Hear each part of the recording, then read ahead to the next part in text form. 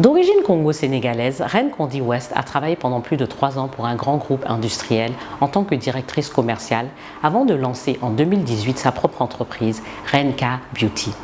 Recevons sur le plateau d'African Woman 2.0 cette chimiste qui a su valoriser les cheveux avec son lissage Botox africain.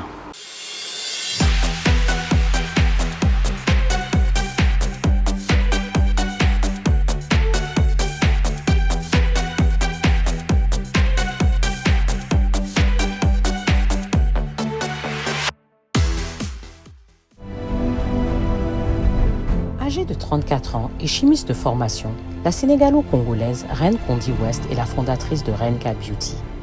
Sa passion pour la mode et ses nombreux voyages à travers le monde lui ont permis de forger des valeurs humanitaires qui l'ont emmenée à effectuer des dons en faveur des enfants et des adultes victimes de cancer. Forte de cette expérience et déterminée à apporter une solution durable aux conséquences néfastes liées à l'utilisation de produits aux actifs nocifs pour les cheveux africains, elle lance Renka Beauty en 2018. Entourée de personnes bienveillantes qui ont su l'épauler dans cette démarche, elle propose des solutions capillaires et développe des produits non toxiques qui viennent remplacer le défrisage et valoriser le cheveu noir. Après un premier local en France, Reine a choisi la Côte d'Ivoire pour ouvrir son boudoir de beauté avec un message à l'égard des femmes. Ne te limite pas à être une princesse, mais deviens une reine.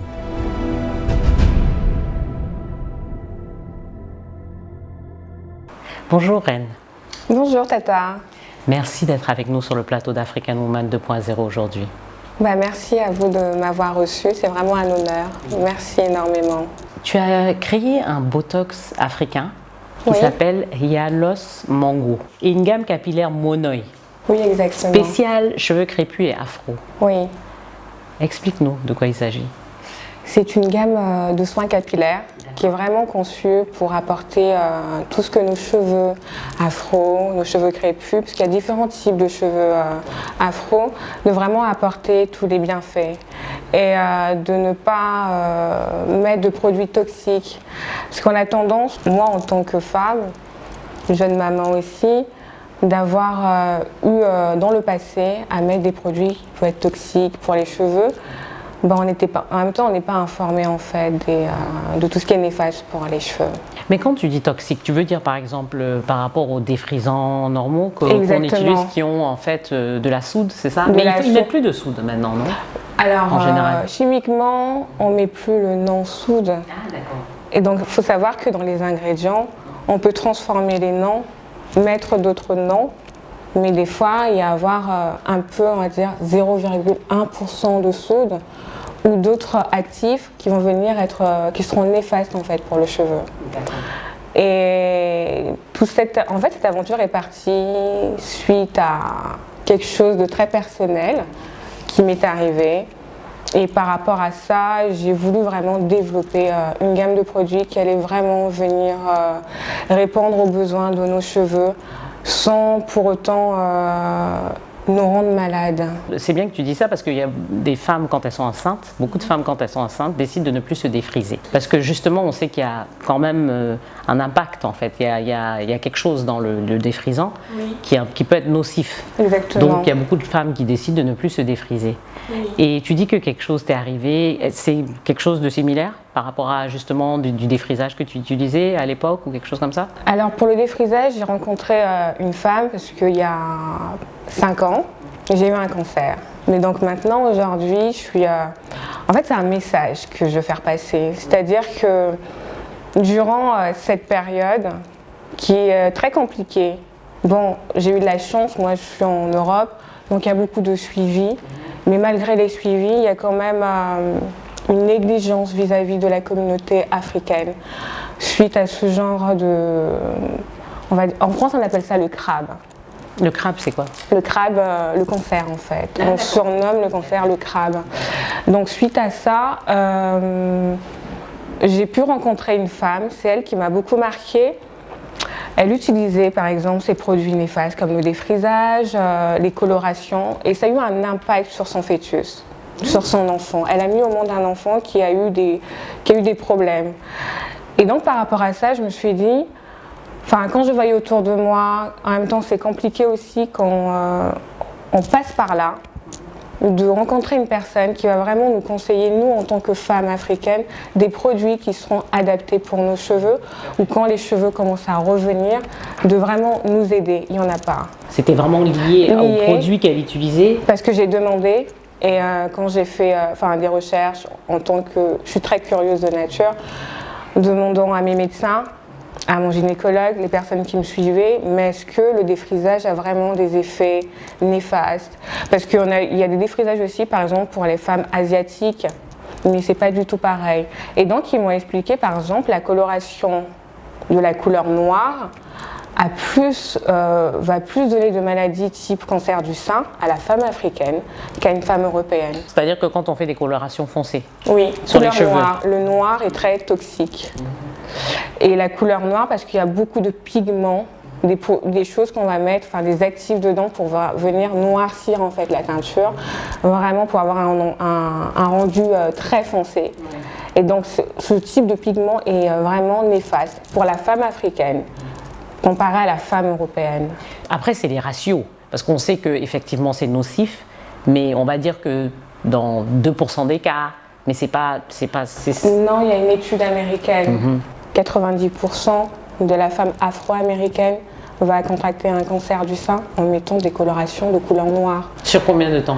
Une période, on va dire 1 an, où en fait il y a des femmes qui vont mettre tous les mois, ou tous les mois elles vont vouloir renforcer la couleur. Oui.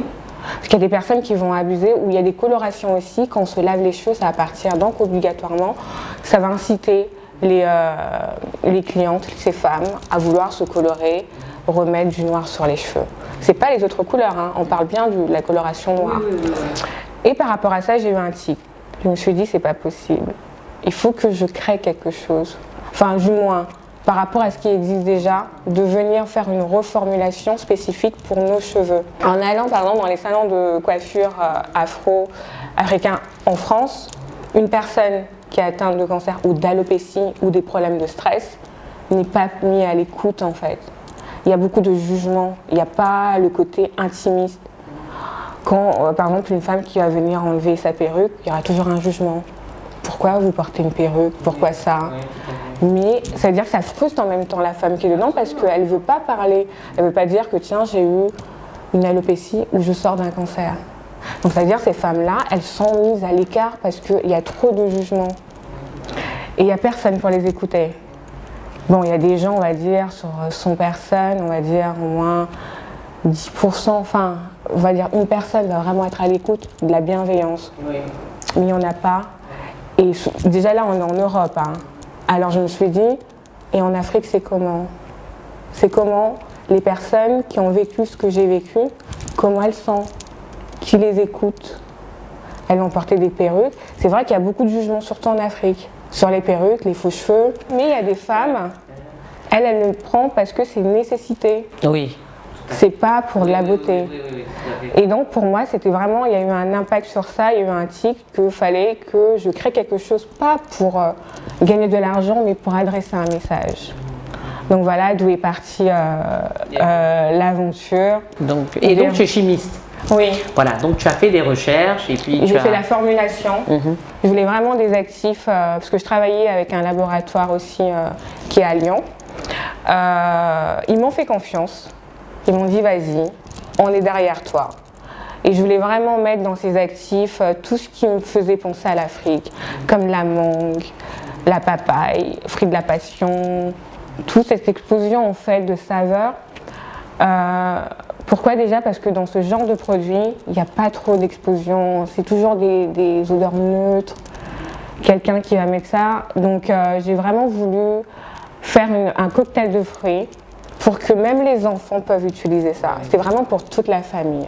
Mais ça, c'est différent du Botox lissage, là? Ou c'est la même chose? Parce que quand on dit le lissage Botox, c'est Yalos Mango, c'est de ça dont tu parles? Yalos Mango, oui. C'est ça qui a les différentes odeurs, passions et tout ça? Exactement. Ah, d'accord, ok. Donc tu as mélangé ça avec l'actif qui permet de lisser. L'actif, il y a la kératine végétale. Je ne vais pas vous mettre de la kératine animalier. D'accord. Parce qu'il y en a qui vont utiliser. Oui, oui. Et après, il y a de l'acide hyaluronique qui est dedans. Tout ça, Yalos, qui veut dire ça en grec. et de la mangue, il y a du ricin. Chaque actif a vraiment ses fonctions. Comme la papaye qui va venir protéger les cheveux. C'est un filtre, c'est une protection solaire déjà naturelle. Donc c'est pas juste pour l'odorat en fait, mais c'est aussi parce qu'il y a des actifs en fait qui aident les cheveux. Voilà, oui, chaque actif a son rôle qui est dedans et en même comme je pensais aussi aux enfants. Oui. Et, voilà, pour redonner aussi confiance aux enfants aussi parce que les enfants avec leurs cheveux, quand on est une jeune fille, on a les cheveux crépus, un petit garçon. Bah, des fois, surtout moi, j'ai vu ça en France, on n'aime pas nos cheveux. Et donc, c'est pour ça que je me suis dit, tiens, il faut créer un produit, mais pour tout le monde. Pour que l'enfant, depuis son bas âge, 3 mois, commence déjà à aimer, parce qu'un enfant, c'est dès la graine. Absolument. Tu as travaillé pendant 3 ans pour un grand groupe industriel français. Oui. Et donc, quel a été ton parcours avant ça, avant de te lancer dans la création justement de ton entreprise? Avant la création, d'abord, j'étais une étudiante. Et depuis toute petite, j'ai toujours voulu être une femme d'affaires. Voilà, parce que mon père, j'ai des sœurs, il nous a toujours posé la question quand il était petite, que voulez-vous faire? D'autres médecins, bon, elles y arrivent, mais moi c'était tout de suite, femme d'affaires, je veux redonner de la joie. Voilà, je me rappelle les mots quand j'étais petite. Mais redonner de la joie en étant femme d'affaires? En étant femme d'affaires, c'est qu'il y a différents types d'affaires. Il y a des affaires où il y a un message. D'accord. Soit on peut faire du business juste pour l'argent, ou soit il y a quand même un impact. Oui, absolument, non, absolument. Donc voilà, donc moi c'était plutôt dans ce registre-là. Et c'est vrai qu'à un moment, par rapport, tout à l'heure je l'ai dit, j'étais jumelle. Avec mon jumeau, quand je l'ai perdu, je me suis vraiment détachée de l'Afrique. Tu l'as perdu quand? J'avais 6 ans. Pourquoi ça t'a détachée de l'Afrique? Détachée dans le sens où, quand je l'ai perdu, de ce qu'on me raconte, de ce que j'ai pu entendre, quand mon jumeau il était plus là, c'était sur le continent africain. Oui, ok, d'accord, voilà. Ça s'est passé en Afrique, voilà, c'est ça que je veux dire. Donc ça s'est passé en Afrique et donc ça t'a un peu, ça fait que tu voulais plus, voilà. Et après, parce qu'il y avait ce ressenti. Donc quand on a 6 ans, on n'a pas trop, on comprend pas les choses. Tout à fait. Mais c'est les parents qui vont faire en sorte d'éloigner un peu pour protéger un enfant. Et puis à 25 ans, j'ai eu envie de revenir sur le continent africain. Et c'est à partir de là que, par rapport à mon parcours, j'ai beaucoup voyagé, c'est vrai. J'ai fait l'Afrique, d'autres pays. Après, dans mon parcours, donc, je suis rentrée dans une école de chimie et je voulais devenir formulatrice pour créer des produits. Et j'avais un projet qui est en cours pour créer d'autres gammes de produits. D'accord. Parce que là, tu as 2 gammes, c'est ça, non? J'ai 2 gammes de 5 produits. D'accord. Et il y en a d'autres qui arrivent aussi. À partir de là, j'ai fait aussi un peu de mode. Et j'arrivais pas vraiment, je suis pas quelqu'un qui aime recevoir les ordres. Dans ton grand groupe, tu n'étais pas heureuse?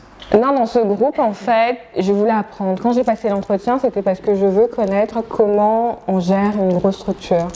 Je veux connaître toutes les failles en cas de crise, comment avancer. Et donc, franchement, c'était ce grand groupe, je remercie aujourd'hui de tout le stress, toutes les angoisses, puisqu'aujourd'hui, maintenant, je sais comment gérer. C'est l'expérience, en fait, dont tu avais besoin. Exactement. Et donc, c'est après ça, tu quittes le groupe. Pourquoi tu as décidé de quitter? J'ai décidé de quitter parce qu'à un moment, je pense que j'avais déjà eu... j'ai pu me nourrir de l'expérience, des choses que j'avais besoin. Après, c'était très complexe. Travailler avec des hommes dans un groupe industriel, c'est très stressant.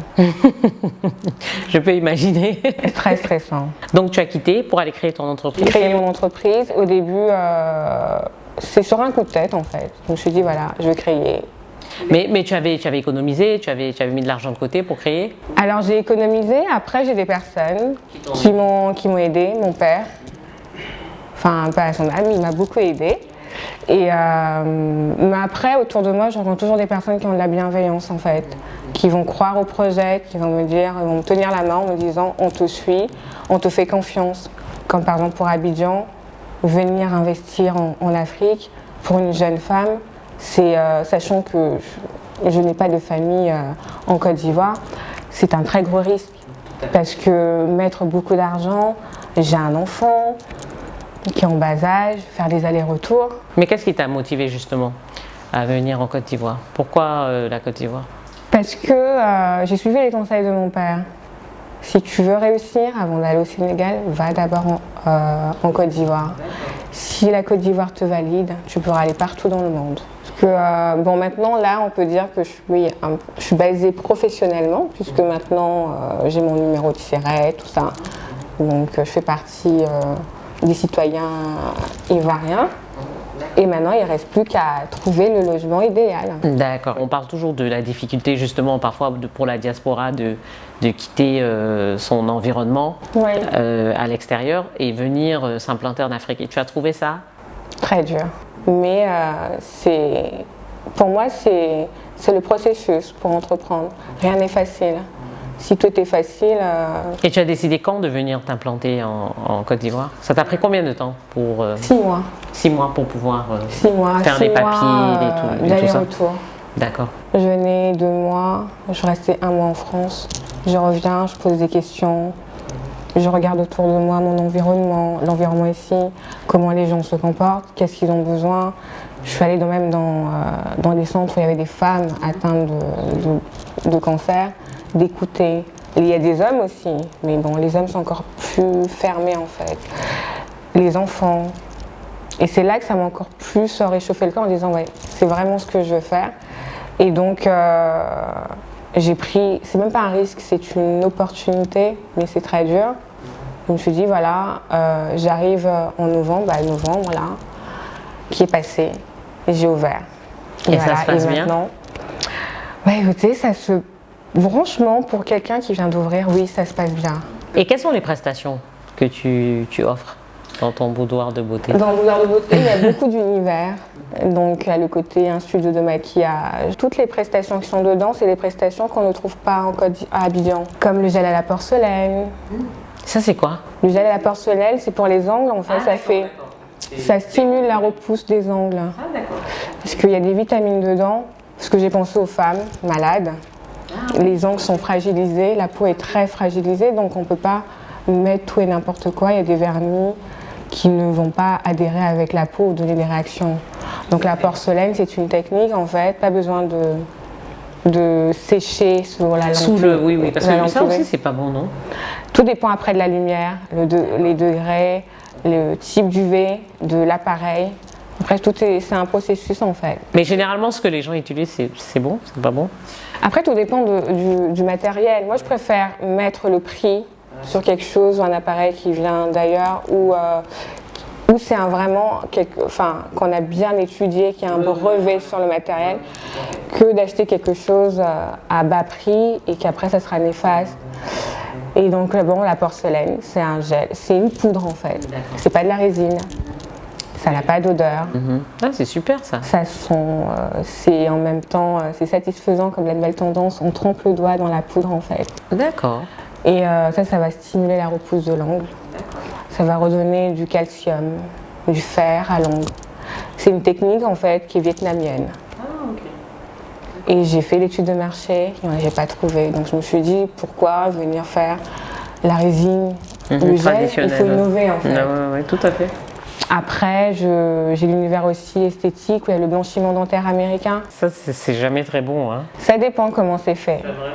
Parce qu'il y a différents types de blanchiment. Parce que moi, j'ai été formée par mon orthodontie, pour un appareil, par un dentiste. Je suis allée à Londres aussi, vraiment connaître un peu. Mais j'étais plus rassurée que mon dentiste m'explique, parce qu'il y a différents types de blanchiment. Il y a le blanchiment interne, externe. Comment ne pas abîmer l'émail de la dent. Parce qu'il y a des personnes qui ne sont pas formées, ils vont utiliser le produit et venir détruire les dents. Il y a des phases en fait, voilà. Après, il y a le bijou dentaire. Donc tu as un dentiste qui fait ça? Le dentiste qui m'a formée. Ah, donc tu le fais toi-même? En fait, dans l'institut, toutes les prestations, j'étais formée. Que ça soit dans tout. Mais si tu n'es pas là tu pars. Et si j'ai envie d'aller faire blanchiment, qui va me le faire? Alors là, je forme les personnes, mais voilà. En tant qu'entrepreneur, c'est compliqué parce que moi, j'arrive avec mes directives un peu à l'occidental. c'est pas du tout pareil. Il vaut mieux attendre que tu le fasses, Ouais, parce que c'est toi qui es formé. Oui. Je ferme ma clé, personne touche, comme sur moi, il n'y a pas de risque. D'accord. Oui, tout à fait. Donc, et d'autres services? Alors, il y a pour les cheveux. D'accord, bien sûr. Alors, pour les cheveux, il y a le lissage, il y a les soins pour les enfants, les tresses. Il n'y a pas de défrisage. Le défrisage est banni. Les colorations noires sont bannies, il n'y a pas. Après, là, je ramène. Les colorations noires ou toutes les colorations? Non, il y a d'autres colorations, mais moi, c'est avec des colorations naturelles que je ramène. Il n'y a pas de l'ammoniac. Comme quoi, le henné? Non, c'est une marque indienne. Pour les personnes, après, je laisse mes coiffeuses si elles veulent expérimenter avec leur savoir-faire aussi. Parce qu'il faut qu'on apprenne. Comme moi, je donne mon savoir, exactement. Donc, elles font les tendances d'ici. Donc, j'observe en même temps. Mais ce que je fais, je les booste. Je ramène des photos, je dis il faut innover. Je n'aime pas faire la même chose que les autres. Il faut toujours innover. Tu as dit que ça a été difficile de venir t'installer en Côte d'Ivoire. Obstacle que tu as rencontré. Qu'est-ce qui a été le plus difficile? Et quels sont les conseils que tu donnerais justement à quelqu'un qui veut, un entrepreneur qui se lance et tout ça? Le conseil, c'est avoir confiance en soi. D'accord. Parce qu'il y a beaucoup de malveillance et non de la bienveillance. Les personnes que je pensais être bienveillantes, on apprend à connaître. On apprend à connaître les gens, ce sont des expériences. Et pour quelqu'un qui vient entreprendre, ce que je veux dire, c'est vraiment ne jamais douter de soi. Parce qu'on peut vite se décourager. Et entreprendre, c'est ça en fait, le but de l'entrepreneuriat. Il y a toujours des moments de solitude, des moments où on se pose des questions, des moments où on est épuisé. Comme là, ça fait 2 mois que je suis là, j'ai pas pris un jour, je travaille du lundi au lundi. Et il faut travailler tout le temps et puis se faire confiance et croire en... Il y a Dieu aussi qui nous aide. Et ce que je veux dire aussi, quand on arrive ici, c'est n'importe quel pays, hein, bien te charger financièrement aussi parce qu'il y a beaucoup de dépenses et surtout ne pas se dire qu'on dépense trop, on ne voit pas. Quand on entreprend, il faut vraiment voir sur du long terme. Ne pas attendre qu'en un mois, avoir un retour sur l'investissement. Voilà. C'est pour ça que tu as un institut en France sur lequel tu comptes, je suppose, pour tes revenus réguliers. Avec la Covid, là. Ah, ça a été difficile aussi. On a aussi Covid en France. Ah oui, c'est vrai. Non, mais encore pire même. C'était fermé. C'était... Donc ça n'a pas été facile aussi. Après, moi, j'ai un site internet. À chaque fois, je suis toujours dans l'innovation. En fait. Oui, bon, donc tu peux toujours continuer à vendre tes produits, c'est ça? Exactement. D'accord. Je pouvais faire des conseils. Voilà, donc c'est pas forcément les prestations, mais c'est plus les produits. Exactement, j'ai les produits aussi, la gamme, les conseils. Il y a beaucoup de choses. Oui, bien sûr. Quand on entreprend, il faut être créatif. Et qu'est-ce qui a pu te maintenir alors en dépit de la Covid là? En France? Oui. Alors, je ne me verse pas de salaire déjà.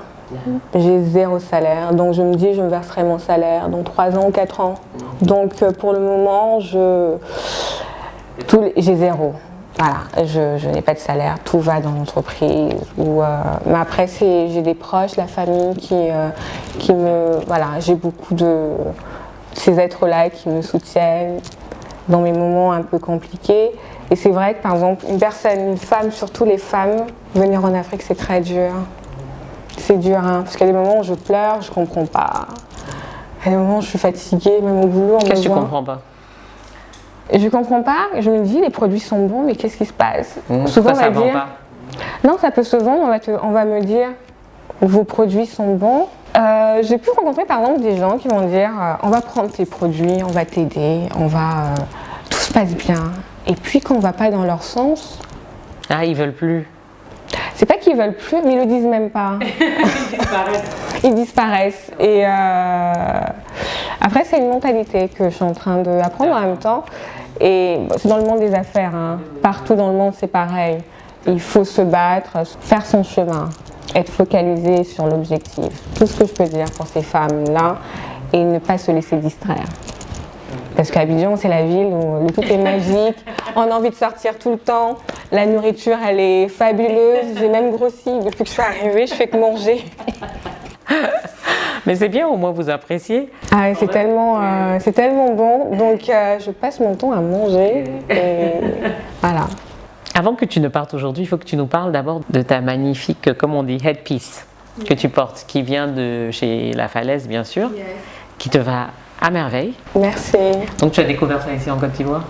La Falaise depuis longtemps. Et Dieu a fait que j'ai une amie qui la connaît. Et Dieu a fait aussi qu'un jour, quand elle a fait son ouverture du Pop-Up Store. Ah oui, à Avis, concept, oui. Ce jour-là, je devais y aller. Un taxi m'a percuté, je suis arrivée en retard. Et c'était fini. Et c'était fini, mais Dieu a fait que je l'ai rencontré. Et je lui ai dit, j'en ai vraiment besoin. Et si elle va le voir, elle va voir, je l'ai tellement stressée. En 3 jours, à l'habitude, à la base, c'est 10 jours pour le faire. En 3 jours. C'est magnifique. Merci. Et ça te va très très bien. Merci. Donc, et tu es vraiment made in Africa, hein, avec cette belle tenue aussi. Mais on a des très bons créateurs, de très bons stylistes. Tout à fait. On nous cache ça en France, mais il faut venir à Abidjan pour découvrir tout ça. Parce qu'en France, on ne voit pas tout ça. Magnifique tenue, magnifique, Merci. Magnifique. Et moi-même, je suis en wax fil créatif. C'est magnifique. Voilà. On parlait justement des créateurs africains, et donc nous, on fait aussi la promotion des créateurs africains avec l'émission African Woman. Donc aujourd'hui, qu'est-ce qu'on t'offre? On t'offre. Alors ça j'adore. J'espère que tu aimes le thé. Ah oui. Alors c'est une jeune dame qui fait ça. Elle prépare. Elle fait des thés, et c'est des thés africains justement, avec le gonkoli. Et toi qui aimes, voilà, c'est parfait pour toi qui aimes justement tout ce qui est naturel. En plus la fleur. Voilà, et il y a celui-là. Et celui-là, c'est pour, l'intimité féminine. Voilà, et ça, c'est ton verre à thé. Wow. C'est sympa, hein? J'adore franchement le concept, le design. C'est pas mal. Et donc, félicitations. Ouais. Wow. Intimity, c'est Kimia Diakité. On a pris des boucles d'oreilles. De chez Bees. Bees, c'est... Et je pense qu'elle t'y rend très bien. C'est aussi... elle fait des boucles d'oreilles, elle fait des bijoux et tout ça. Et je prends souvent avec elle. Voilà. Merci. Voilà, elles sont magnifiques. magnifiques. Voilà, des boucles d'oreilles, des jolies boucles que j'espère que tu pourras porter. Non, je vais porter, ne t'inquiétez pas. Je vais, Donc voilà, donc ça c'est le sac, justement de Waxfield. Qui c'est super joli. Voilà. Merci beaucoup. Alors moi aussi j'ai un cadeau pour vous. Oh, c'est gentil. La gamme de soins Monoeil. Ah, super. Le lissage là. Ça c'est le soin qui va venir, c'est le Monoeil, ça va venir lisser les cheveux. Et c'est un shampoing sans sulfate. D'accord, super. Bon, on va essayer. Hein. C'est sans sulfate. Vous pouvez même sentir ça sur le Monoeil. Et il mousse bien. Oui. Ça sent bon. Et il y a le masque aussi au Monoeil. Les enfants peuvent utiliser. Cheveux crépus, afro. D'accord. Je peux ouvrir? Oui. Ça, c'est quoi? C'est un masque? C'est le masque au Monoeil. Ok. Qui va venir hydrater. Bon. Merci beaucoup, Reine. Donc, on va essayer ça? Vous allez voir, je ne serai pas déçue. D'accord. Tout le monde, c'est les flyers. D'accord, ok. Bon, on va essayer ça, hein. Et puis je te ferai un retour. Merci infiniment. Merci pour votre bienveillance. Merci. Merci à toutes et à toutes. À très bientôt pour la prochaine émission d'African Woman 2.0. Et avant de nous quitter, n'oubliez pas de vous abonner à la chaîne YouTube de Afrique Femme.